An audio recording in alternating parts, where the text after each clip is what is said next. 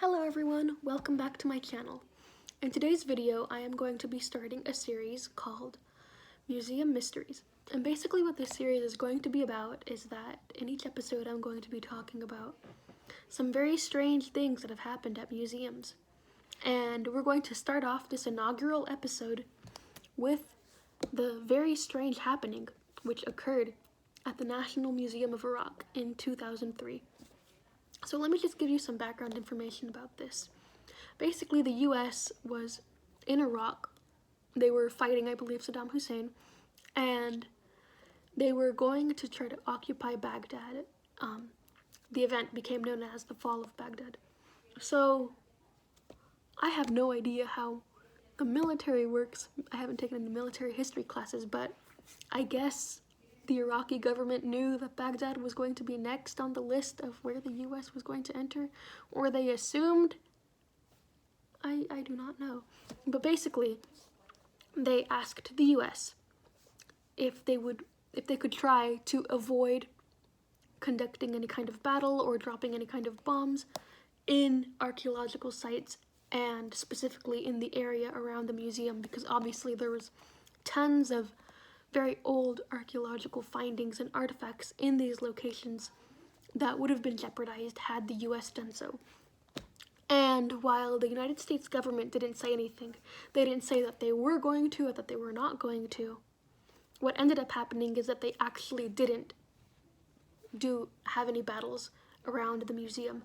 They did have some battles in archaeological sites, so some things there got destroyed, but the area around the museum was safe. Basically, because the Iraqi government didn't get any answer from the US about this, the museum staff took it upon themselves to kind of put sandbags and various supports around the artifacts so that if there was a bombing and the building did get destroyed, hopefully these artifacts would be preserved, I guess, or kept safe because of these sandbags and these kind of rudimentary protections that they put up for them. And then 2 days before the raid started, they were ordered by their government to not come to work anymore, to evacuate the area. So they weren't able to take out all of the artifacts. They had beforehand, they had started taking out most of the things, or as much as they could, but they didn't have time to take out everything. Again, that is why they put in the sandbags and the other implements in the museum. And so basically the battle happens, the fall of Baghdad, the city falls, etc., etc. And then, when all of these museum staff return to work, they discover that 15,000 artifacts are missing. And they're like, what? Well, actually, that's inaccurate. They weren't confused. They knew it was going to happen. They had asked the US government if they could deploy troops, if they could have someone protecting that area, because they knew that people who wanted to steal the artifacts for whatever reasons were going to, because it was completely unprotected and the city was in this crazy state of confusion anyway, so it would have been very easy for someone to just walk in and take the stuff. And the US did not do that. They didn't provide them with any kind of assistance or security, and that is something that they have been kind of criticized for, because they said, well, if you should, it's very confusing. Basically, people in the international community were of the opinion that if the US was already going to not destroy that area, they might as well just put some security there to protect it. I don't know, it's confusing. But basically, they were saying, okay, it's logical, we knew it was going to happen, and now what do we do? Like I said, there were 15,000 artifacts missing. Some were very small, obviously, because an artifact doesn't just necessarily mean like a statue that's this big, that wide. An artifact can be anything from a piece of pottery, like a little tiny shard that is this big, to a bead, to a humongous statue, to a piece of a wall. It can be anything. So that's why it was logical for 15,000 items to have been stolen.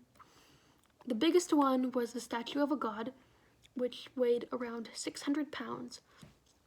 And people are kind of confused as to how it got taken out of the museum. It has since been recovered, and they've noticed that there's some new kind of dents on it, and that's why the curators of the museum are led to believe that it might have been rolled down the stairs or just kind of thrown off, not thrown, but kind of left to gravity so it could just kind of fall by itself down the stairs. And it was not good for that artifact. It has dents on it, like I said, that were not there before.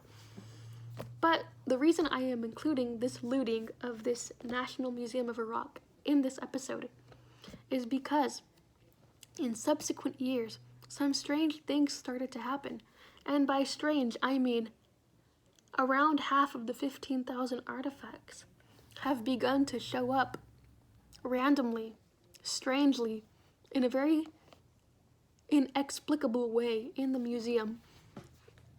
I mean, obviously, if you stole an artifact, you're not going to just walk in and be like, oh, hey, sir, ma'am, I'm sorry, here you go, here's that little piece of cloth I stole 3 years ago. They just started showing up, random things started happening. I think the US and the UK, on a couple of occasions, are like, hey guys, guess what? We found another one of your artifacts. And then the Iraqi government was kind of like, how did you find that artifact? And then this is referring to the US in an article that I read from the New York Times right here. The US government was basically like, oh, well, I can't tell you how I found it, because if I tell you how I found it, then everybody else out there who still has some of the stolen stuff, they'll know our strategy and they will change their plans, or they will be more careful with their artifact and we won't be able to find it. So it's a little suspicious, you know? There's conspiracy theories about it, like saying that the whole situation with being ambiguous about whether or not they were going to bomb that site, with having no security posted around that site, that it was a whole plan by the US government. I think that's the conspiracy theory, because I haven't read completely into it, but I think they're basically arguing that it was all orchestrated by being so vague and not giving information to the Iraqi government so that they could loot these various artifacts and have them in their own museums, in Western museums. I don't think that's entirely true, because I feel like when you're in the middle of an international conflict, you're not necessarily concerned with looting a museum, but I could be wrong. What they have found out was that it was a whole situation involving various art dealers, other people in the curatorial world who wanted these artifacts for themselves. And by for themselves, I do not know if that means they wanted it for their own private collection or they wanted it in their museum. But the second option is probably wrong, because if a random artifact shows up in your museum like 2 weeks later and it wasn't there before, you're going to know. And you're going to know where it came from, because this was a big thing. But yeah, this kind of connects to a larger issue about foreign artifacts being in Western museums. So, as I just said, a lot of these people probably stole these because they wanted them for their personal collections, or maybe they were hoping to sell them to an art dealer or other professionals within the world who were corrupt, who could do something with these artifacts. And this has been a big issue in recent times because, for example, you go to the British Museum and or the Metropolitan Museum. You walk in there and you can see things not only from Europe, you can see things from all the other continents. There's Latin American art, there's Asian art, Middle Eastern art, African art. And you're like, well, gee, I wonder where Britain got a silk painting from Tang century China. And the answer to that is colonialism. And obviously, China was never a British colony. They just had influence in some ports along the coast. But it's a thing. You know that the reason that these museums in Western or European countries have certain artifacts from other countries is because at one point they did occupy them. They were colonizing that country, and because they were colonizing it, they had the money and the resources to go in there with an archaeological team and basically claim anything that they found. Why is King Tut, why are some of his things not in Egypt? Why are they in Europe? Well, it's because Howard Carter was a British man, and when he found the tomb of King Tut, he was like, I guess we'll keep some of this stuff and you can keep some of this stuff. And that's the way it happened. That's not to say that every single item in a European museum that is not European, every single foreign item was obtained through colonialism. Some of these items are on tour, and what that means is that their home museum has lent them to other museums so that more people can have access to them or view them. Some of these items had come to these museums through an arrangement, and that means that whoever found them in that country's government has said, okay, well, you can keep this or you can keep that. So it would be a fallacy to basically say that the only reason European museums have anything foreign is purely through colonialism. So, yeah. But like I said earlier, there are definitely some things in there that you know have been obtained because they were the dominant power in that country at that time. And that is something you should take into consideration when you visit a museum. I mean, there's nothing to take into consideration because you're not going to just not look at it when you go there and be like, oh no, I shall not view you because you were taken from the hands of colonialism. It's just something to be aware of, to kind of keep in mind when you visit these places, and to,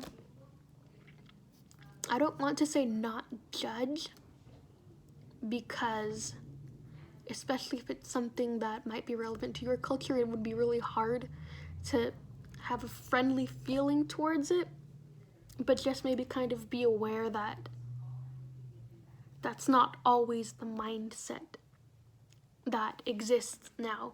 Like, you can't just, if you see it there and it kind of triggers you, you can't just go up to like a random museum staff and be like, oh no, you stole this, because they're not the ones who are doing that anymore, who are promoting that rhetoric anymore.